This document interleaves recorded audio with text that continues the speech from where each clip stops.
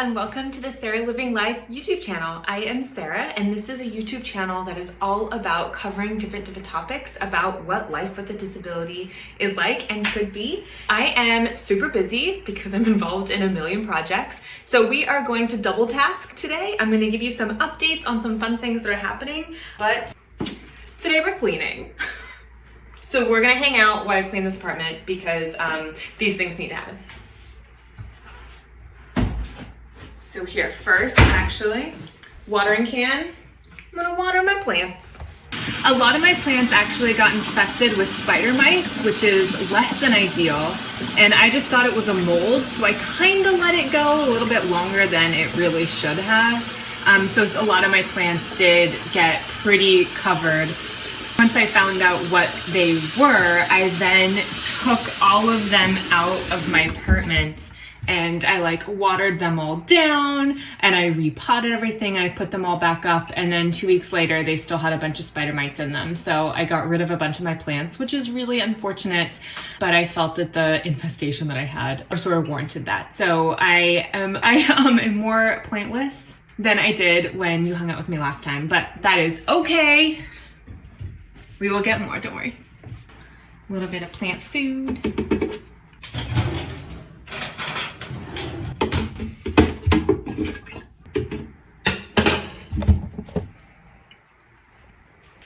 All right, so a couple fun new things have happened since Georgia.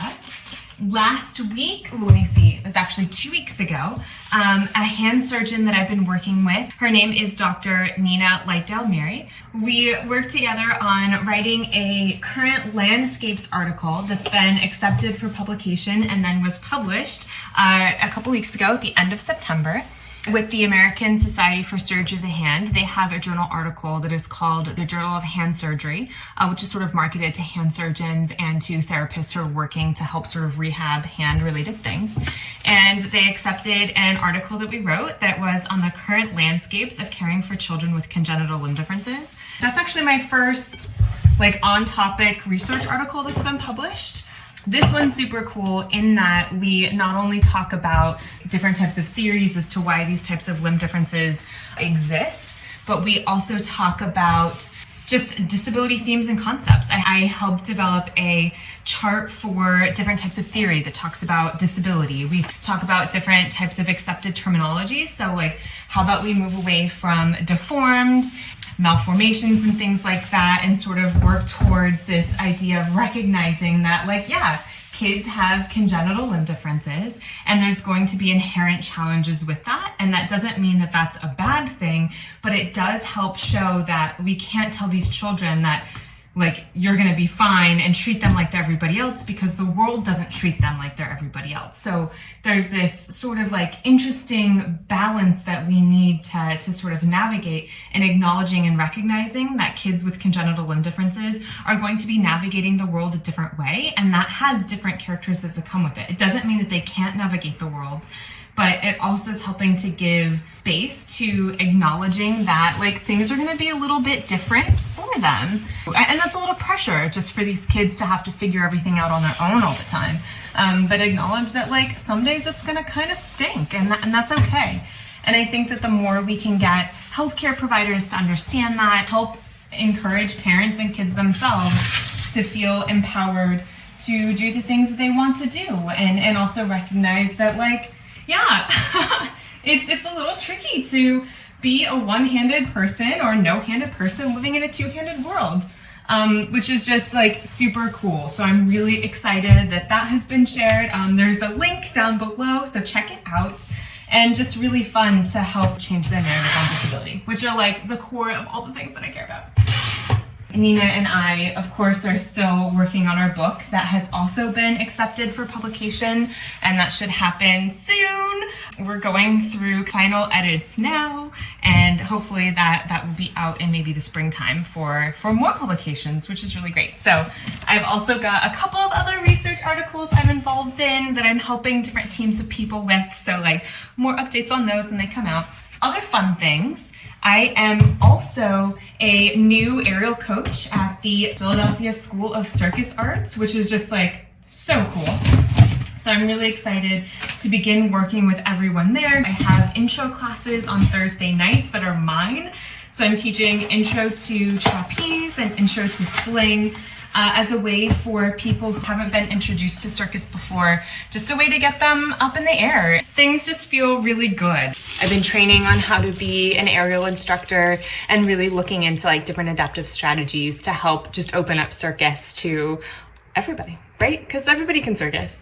Ooh, oh fun, thinking about circus stuff. I have had now 2 paid gigs doing circus. I am now like a professional aerialist, I guess, right? Is that what professionalism means, that you get paid for it, right? They're both with Tangled Circus Arts, which like totally check them out. Their links are down there too. They have Tiny Circus that performs at different festivals. These are things I was doing sort of pre-COVID, so it's fun to feel like we're getting back into it. Okay, so I'm performing a lot more, which is really awesome. And it's cool because a lot of these performances are ones that I've had help building, but largely it was me. And just sort of like, I developed these, I picked the music, and then really worked on that. And it's also fun because I started wearing like fun makeup, I've got sparkles, and I bought some like fun outfits for it.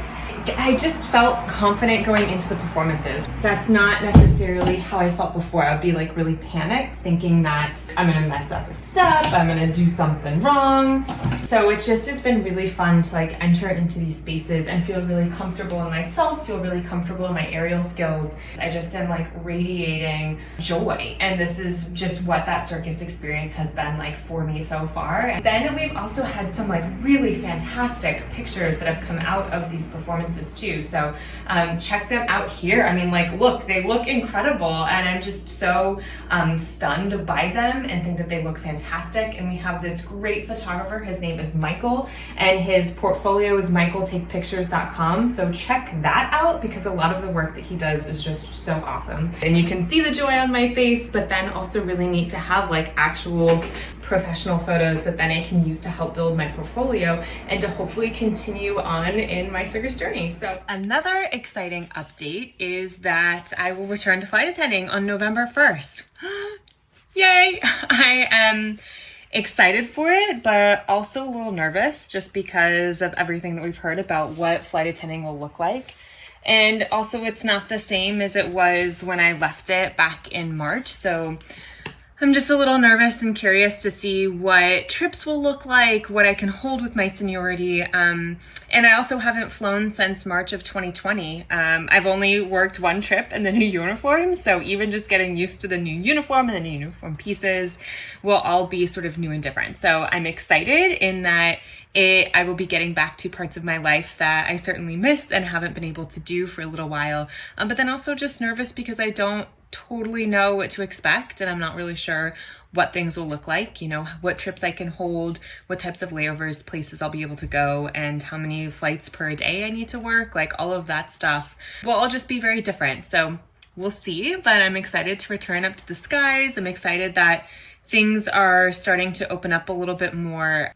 Eric and I went to a concert last week, which was really fun. We got to see Glass Animals. They performed outside. And so just being in concert venue space again felt really cool because it's like, oh, this is something that brings me so much joy and I'm so excited for it. Here's to hoping that it'll be fun, right? And now I have a nice clean apartment. So thank you so much for hanging out while I was able to get all of this taken care of.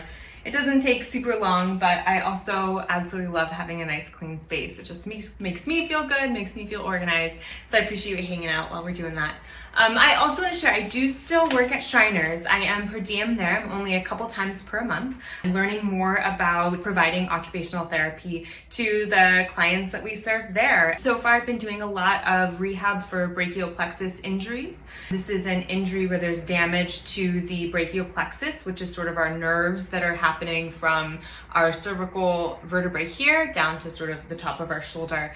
And sometimes they do different like tendon transfers. So we've been having a lot of just rehab post that operation. I've also been doing different rehab for posterior spinal fusions. These are for kiddos who might have scoliosis and they're looking to help realign that spine. I've been working with little babies, I've been working with teens, and sort of everybody in between. So it's just is really fun to be there and to like actually use my occupational therapy skills, which is just so great. So that feels awesome. So yes, all right, that's it. Thank you for hanging out. Make sure that you like, share, and subscribe. So if you think of anybody that you think would really benefit from having access or even sort of learning about the different things we've talked about within this channel, or just for that type of connection, please share it with them. So it could be people who work with kids that have limb differences or disabilities, it could be parents, it could be kids themselves, really anybody that you think would benefit from the content here. Definitely share it along, which would be great. And I love that because these are resources I wish I had access to when I was a kiddo. And so that's a lot of what gives breath to a lot of the work that I've done, is just I want to help create content that I wish that I had, that I wish my parents had, that I wish my sister had, my friends had, everybody. So sort of on the rise of social media, and I guess sort of the benefits of it is that we can be able to create this content now and really help empower all of our kiddos and teens and parents and families so that we can see that we can live pretty bomb lives. New videos drop every other Thursday, so check it out. I'll see you then. Bye.